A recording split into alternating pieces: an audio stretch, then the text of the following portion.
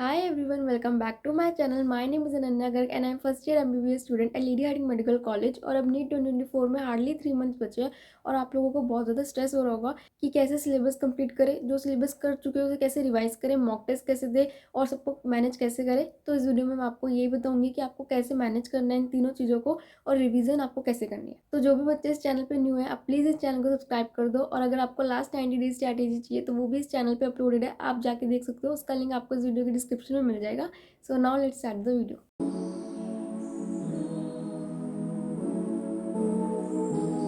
देखो, सबसे पहले आपको अपने डे को 2 स्लॉट्स में डिवाइड करना है, ठीक है। एक स्लॉट में आपको अपना आगे का सिलेबस करना है और एक स्लॉट में आपको जो सिलेबस आप पढ़ चुके हो उसकी रिवीजन करनी है, ठीक है। अब उन स्लॉट्स की जो ड्यूरेशन रहेगी वो डिपेंड करता है आपका प्रिपरेशन लेवल क्या है।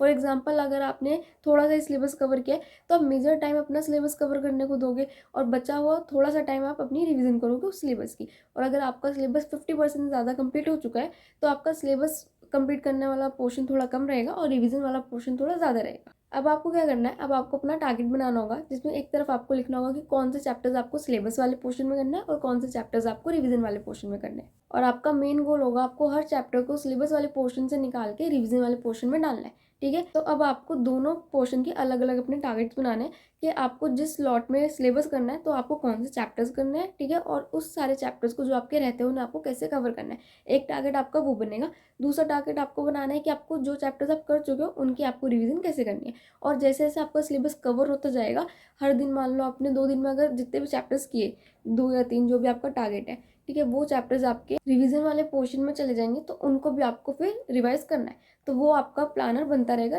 Time to time, but syllabus वाला प्लानर आपका फिक्स रहेगा, ठीक है, क्योंकि आपको पता है कि आपके कौन से चैप्टर्स रहते हैं। तो वो आप एक बार ही बना लोगे वन टाइम कि आपको ये करना है, बट उसके बाद आपका रिवीजन वाला प्लानर चेंज होता रहेगा, ठीक है, क्योंकि उसमें हर दिन आपके चैप्टर्स ऐड होंगे। एंड एक और बात, जैसे जैसे आपका सिलेबस कवर होता रहेगा तो सिलेबस वाले स्लॉट की ड्यूरेशन कम होती रहेगी और रिवीजन वाले स्लॉट की ड्यूरेशन बढ़ती रहेगी, ठीक है। तो अगर आपको डिटेल स्ट्रैटेजी चाहिए कि सिलेबस कैसे कवर करना है तो वो आप जाके देख सकते हो। फिलहाल इस वीडियो में हमारा मेन फोकस रहेगा कि आपको रिवीजन कैसे करना है, मैं वो बताऊंगी, ठीक है। तो अब आते हैं रिवीजन पर। अब आपको रिवीजन करनी है और हर संडे आपको मॉक टेस्ट देना है, ठीक है। मॉक टेस्ट के थ्रू आपको रिवीजन करनी है। अब लास्ट के 3 मंथ्स बचे हैं, अब आपको मॉक टेस्ट देने स्टार्ट करने होंगे। अगर अभी भी आपको फुल मॉक टेस्ट नहीं देने, आपका सिलेबस बहुत ज़्यादा बचा है, लेस देन 50% ही कवर है, तो फुल मत दो पर पार्ट दो। पर पार्ट भी ऐसा नहीं कि 3-4 चैप्टर का दे रहे हो, कम से कम उसमें 15-16 चैप्टर्स होने चाहिए। और आपको मिड मार्च से फुल मॉक्स देने स्टार्ट करने पड़ेंगे, तो इसलिए अभी आप पार्ट टेस्ट से स्टार्ट कर दो, ठीक है। अगर आप फुल मॉक टेस्ट से कर सकते हो तो वेल एंड गुड, नहीं कर सकते तो पार्ट टेस्ट से करो। पर पार्ट टेस्ट ऐसा मत लेना जिसमें सिर्फ 4 या 5 चैप्टर हो, ज़्यादा चैप्टर्स वाला पार्ट टेस्ट लेना है, ठीक है। और उसके अकॉर्डिंग आपको रिवीजन करनी है। अब आप मॉक टेस्ट का सिलेबस देखोगे, उसके अकॉर्डिंग आप अपना प्लान बनाओगे कि आपको कैसे पूरे वीक में इन चैप्टर्स की रिवीजन करनी है। अगर आपने कुछ चैप्टर्स उसमें से नहीं किए हैं तो आप पहले उन चैप्टर्स को सिलेबस वाले पोर्शन में कवर करो, ठीक है। एक बार वहाँ पे शुरू में वो कवर कर लो, वहाँ से फिर वो रिवीजन वाले पोर्शन में चले जाएंगे, फिर आप उन्हें रिवाइज कर लेना। इस तरह करो, पर मॉक टेस्ट स्किप मत करना ये सोच के कि यार ये चैप्टर नहीं किया तो मॉक टेस्ट छोड़ो, पहले उन्हीं चैप्टर्स को कर लो। बट ये भी तब करना है अगर आपका सिलेबस मोर देन 50% कवर है। अगर आपका लेस देन 50% कवर है तो पहले हाई वेटेज चैप्टर करने पड़ेंगे। तब ऐसे नहीं कि आप कोई भी रैंडम चैप्टर उठा के कर रहे हो, ऐसा नहीं चलेगा। तब आपको हाई वेटेज चैप्टर करने हैं और मॉक टेस्ट दे दो, कोई बात नहीं, मार्क्स कम आएंगे क्योंकि कुछ चैप्टर्स आपने नहीं करे होंगे, बट छोड़ो मत, ठीक है।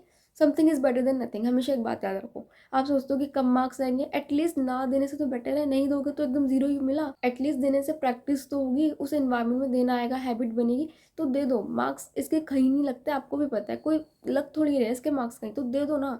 प्रैक्टिस ही हो रही है और गलतियां पता चलेगी। आप ये मत देखना कि कितने मार्क्स आए, ये देखना कि कितना आता था, मतलब कितना पोर्शन आपका कवर था, उसमें से कितना सही हुआ है, ठीक है। फॉर एग्जाम्पल, अगर आप कोई मॉक टेस्ट दे रहे हो जिसमें 15 चैप्टर्स है, आप 10 करके गए हो, तो ये देखना कि उन 10 चैप्टर्स में से कितना गलत हुआ है। मार्क्स पर फोकस नहीं करना, मिस्टेक्स पर फोकस करना है, ठीक है। हमेशा ये चीज़ याद रखना, कभी भी मॉक टेस्ट के मार्क्स पे फोकस मत किया करो, हमेशा उसकी मिस्टेक्स पे फोकस किया करो, बिकॉज इंप्रूवमेंट तभी होगी। मार्क्स देखने से हमेशा डिमोटिवेशन होता है, तो उसे मत देखा करो। वो कम भी आएंगे, कभी ज़्यादा भी आएंगे, ठीक है, तो वो फ्लक्चुएट होता है।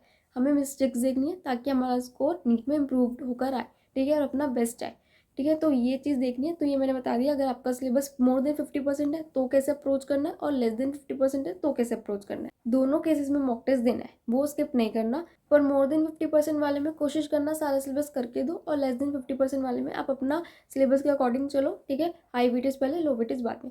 अब मैं बताऊंगी कि रिवीजन में आपको करना कैसे है, मतलब एक चैप्टर में से क्या पढ़ना है रिवीजन के टाइम पे, ठीक है, कि वो कवर हो जाए। ऑफकोर्स 15-16 चैप्टर्स एक वीक में रिवाइज करना, वो भी आपको पूरा हफ्ता नहीं मिलेगा, हर दिन का कुछ स्लॉट मिलेगा, तो उसमें करना इज़ नॉट ईजी, ठीक है, इट्स वेरी डिफिकल्ट। तो ऑब्वियस आप सब कुछ नहीं कर पाओगे, तब करना क्या है वो सुनो। आपको फिजिक्स और फिजिकल केमिस्ट्री के लिए फॉर्मुला शीट्स, इनऑर्गेनिक के लिए एक्सेप्शंस, ऑर्गेनिक के लिए रिएक्शन शीट्स, और बायोलॉजी के लिए कुछ क्रैमिंग थिंग्स होती है, जैसे साइंटिस्ट के name, dates, places, examples, exceptions, ये सब चीज़ें, डायग्राम्स वगैरह जो बुक में होती है, और वो हमें इजीली याद नहीं रहती, जो रटने वाली होती है और वो हम भूल जाते हैं। बायो का आप देखोगे जो कंसेप्चुअल वाला पार्ट होता है वो आपको 2-3 बार रिवाइज करने पे याद रहता है, लेकिन जो क्रैमिंग वाली चीज़ें होती है, रट्टा मार चीज़ें जो रटनी पड़ती है, वो हम भूल जाते हैं, ठीक है। तो इसलिए वो एक अलग जगह लिखी हो तो वो ज़्यादा बेटर रहती है, ताकि आप एक बार उन्हें रिवाइज करते रहो डेली। तो ये सब कुछ मेरे टेलीग्राम चैनल पे अपलोडेड है। टेलीग्राम चैनल का लिंक इस वीडियो की डिस्क्रिप्शन में है। वहाँ पे आपको बायो, केमिस्ट्री, फिजिक्स सबका मिल जाएगा, जो भी चीज़ें मैंने बोली है वो सब, और वो सब पिंड भी है, ठीक है। तो आपको इजीली मिल जाएगी। अगर आपने अपनी बना रखी है तो वेल एंड गुड, वरना वहाँ से ले सकते हो। तो सबसे पहले आपको ये सब चीज़ें रिवाइज करनी है, उसके बाद आपको क्वेश्चन सॉल्व करने, सीधा आपको क्वेश्चन पे जाना है, ठीक है। आप क्वेश्चन सॉल्व करने बैठोगे, कुछ आपसे हो जाएंगे, कुछ आपसे नहीं होंगे। तो जो क्वेश्चन आपसे नहीं हो रहे ना, अब वो वाले टॉपिक्स पढ़ोगे, और फिर देखोगे कि क्यों नहीं हो रहे, क्या गलती है, और फिर वहाँ से आपको वो क्वेश्चन में अपनी मिस्टेक्स देखनी है और उन्हें आपको रिवाइज करना है। इसको रिट्रोग्रेड मेथड कहते हैं रिवीजन का, ठीक है। तो ये बहुत हेल्पफुल रहता है, इससे आपका टाइम बचेगा, ठीक है। आप वो टॉपिक्स रिवाइज करने में टाइम नहीं वेस्ट करोगे जो आपको ऑलरेडी आते हैं, और साथ साथ आपकी क्वेश्चन प्रैक्टिस भी हो जाएगी। वहीं अगर आप सोचो कि पहले आप पूरा चैप्टर पढ़ोगे, फिर से सारे नोट्स रीड करोगे और फिर क्वेश्चन सॉल्व करोगे, तो उसके दो केसेस होते हैं, या तो आप क्वेश्चन सॉल्व नहीं कर पाते, ठीक है, इतना टाइम नहीं बचता। और अगर आप क्वेश्चन सॉल्व करने बैठो तो आप सारा नहीं रिवाइज कर पाओगे, आपको एक चैप्टर थोड़ी ना रिवाइज करना है, कितने सारे रिवाइज करने होंगे, तो इतना टाइम नहीं है आपके पास। आपको इतने सारे चैप्टर्स की क्वेश्चन प्रैक्टिस भी करनी, वो मस्ट है, ठीक है। टेस्ट से पहले आपको एक बार क्वेश्चन प्रैक्टिस करनी पड़ेगी, उसके बाद आपको वो याद भी होना चाहिए, तो वो रटने वाली चीज़ें भी आपको याद करनी है सारी। तो उसके बाद आपके पास टाइम नहीं है कि आप पूरे नोट्स रीड करो, आप वही टॉपिक्स के नोट्स रीड करोगे जो आपको नहीं आते, जो आप भूल रहे हो, और वो आपको क्वेश्चन सॉल्व करने से पता लग जाएगा। So this is the way you have to approach your revision part.